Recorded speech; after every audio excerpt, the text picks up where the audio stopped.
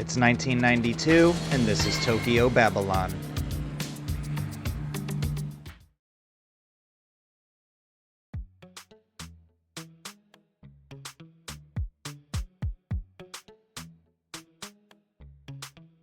I like Clamp, and even though it's kinda fruity, I like Tokyo Babylon too.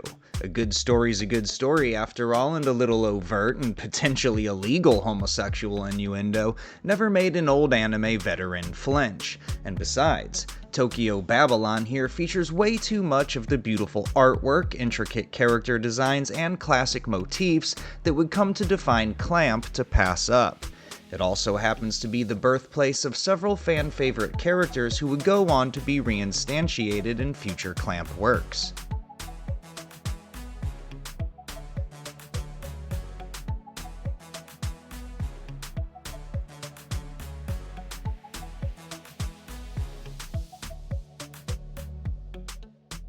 Subaru Sumeragi is a powerful onmyoji who dresses like Michael Jackson and is the 13th head of the Sumeragi clan, a family which has served Japan as mediums and exorcists for 2,000 years. The OVA depicts two of Subaru's cases, investigations involving both supernatural curses and your run-of-the-mill serial killers. But more importantly, it introduces us to the layered relationship between Subaru, his twin sister Hokuto, and their friend Seishiro, a man to whom there seems to be much more than meets the eye.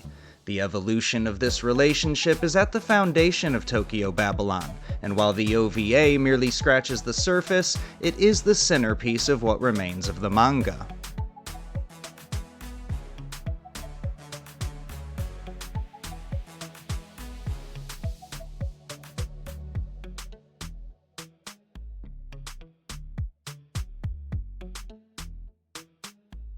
Tokyo Babylon as an OVA standing on its own is okay. It does enough to pique your interest in its world and central cast and provides some compelling supernatural thrills.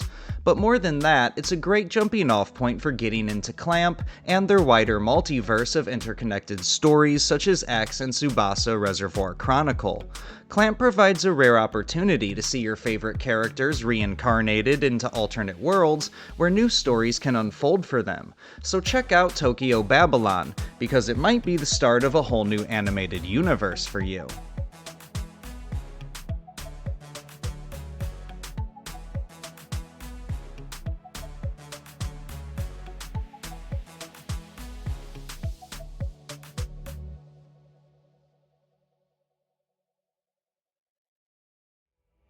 Batareya Soaka! Batareya Soaka! Batareya Soaka!